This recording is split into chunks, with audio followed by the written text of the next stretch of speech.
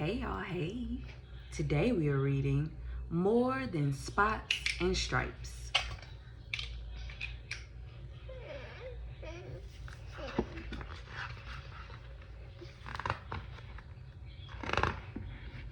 When Rebel was an itty bitty cub, she used to go with her granny to watch the cheetahs run.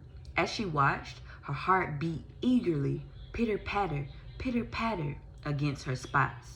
One day, she would say to Granny, "I'm gonna race on the big track." Then Granny would give Rebel a kiss on the top of her head and say, "If you work very hard, my dear, one day you will."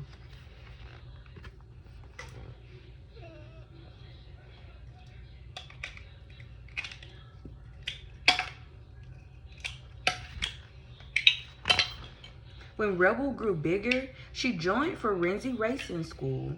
There, she met Maddie, her teammate, and they spent years practicing together. They learned to run and leap and sprint as fast as they could. More importantly, they learned that racing on the big track took very hard work. Rebel didn't mind because she knew the hard work made her strong.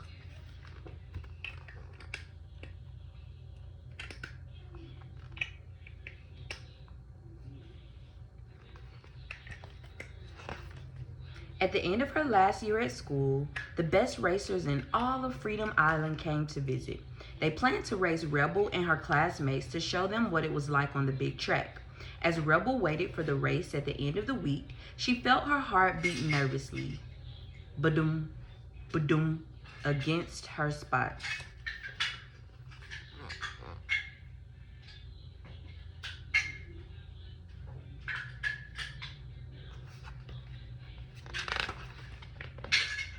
A striped cheetah named Bella, the most famous racer of all, gave a speech to help the students prepare. When striped cheetahs built Forensic Racetrack many years ago, they hated spotted cheetahs. As they ran, the stripes would throw banana peels to make the spots trip on the track. Rebel nodded, remembering Granny's stories of the cheating striped cheetahs.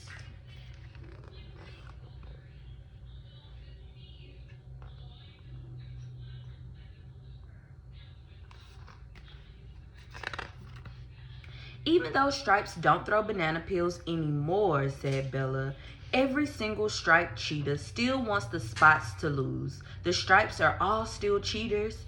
Rebel cocked her head. "If racers aren't breaking rules, how are they cheating?" "They just are," insisted Bella. "Striped cheetahs created all the racing rules, so they will always find a way to cheat. Instead of practicing for the next race, Spots should tell everyone that the Stripes are cheaters, and Stripes should give away all their trophies."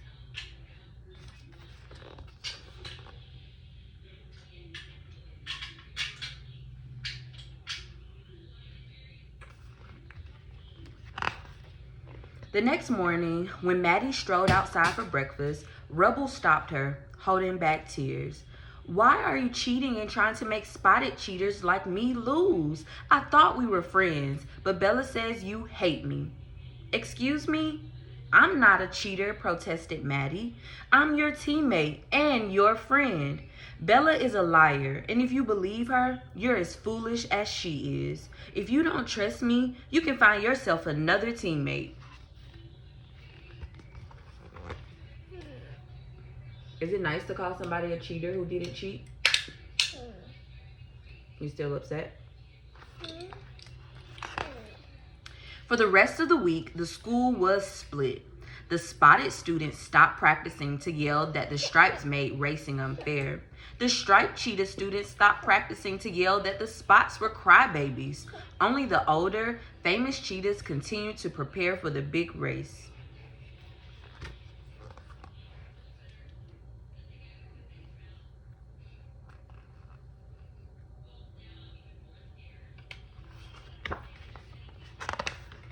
When the students finally ran against the famous racers, not a single one did well.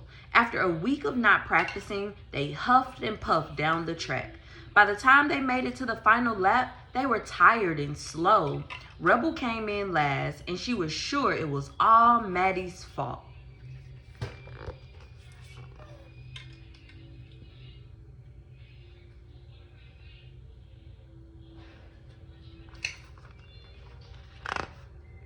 Rebel pouted on the way back to the locker until she heard a familiar voice. My plan has worked. Even though I'm old and slower than these young cheetahs, my words distracted them from training. Because they're no longer working hard, we won today, and we will win the Forenzi 53. The Forenzi 53 was the biggest race of the year, and Rebel had dreamed her whole life of winning it. But Bella was right. If Rebel didn't keep working hard, she would never win the Forenzi 53.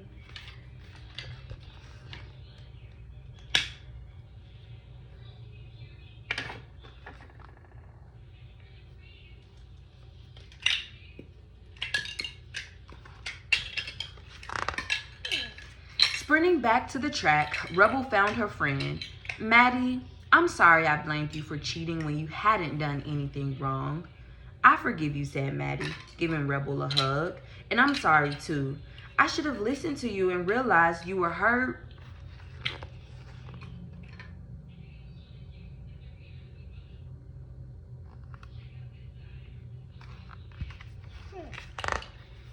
From then on, Rebel and Maddie didn't join their classmates in the yelling, but practiced every day.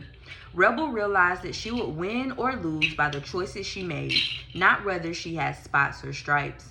And from now on, she would choose her friends based on how they treated her. She and Maddie ran and leaped and sprinted together. And most importantly, they learned to love and help each other again. Now that Rebel and Maddie finished racing school, it was time for the Forenzi 53.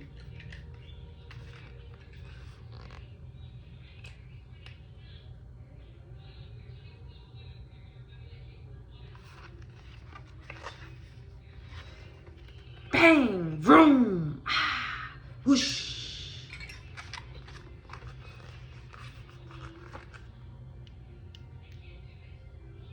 You know how to run super fast like a cheetah?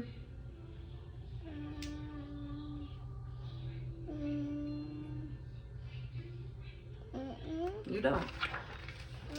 You gotta practice. You see that? Rebel recovered from the banana peel nimbly strong. Rebel recovered. Oh, somebody threw a banana peel. I didn't even catch that.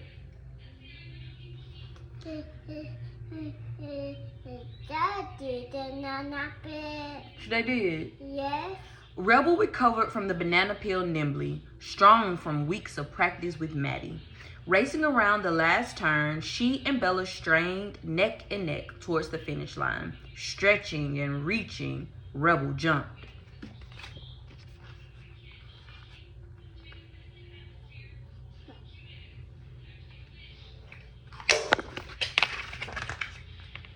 Rebel's team won! Hooray!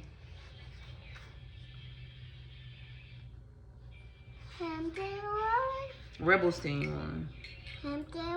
Nope, they lost.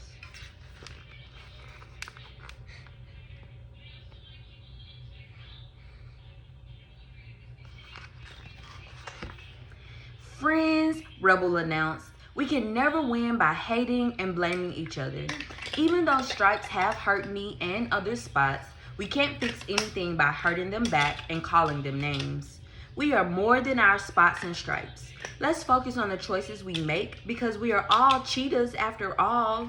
The crowd nodded. They knew they were wrong. From then on, the cheetahs stopped listening to Bella's lies and chose to love and help each other instead.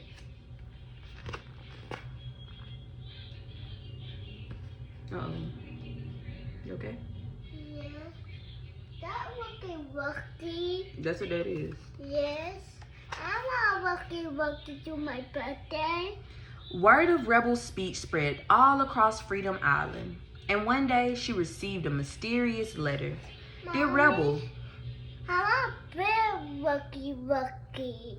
Okay. To my birthday. For the hurting, love takes more courage than hate. Your determination to seek peace in Forenzi Park shows that you love justice more than revenge. Freedom Island needs animals like you to protect it from anger. If you're willing to defend our dear island, answer the call. Journey to Wizard's Way by the first day of fall. Hurry, so many animals are falling into hate. Anticipating your speedy arrival, the legends of Freedom Island.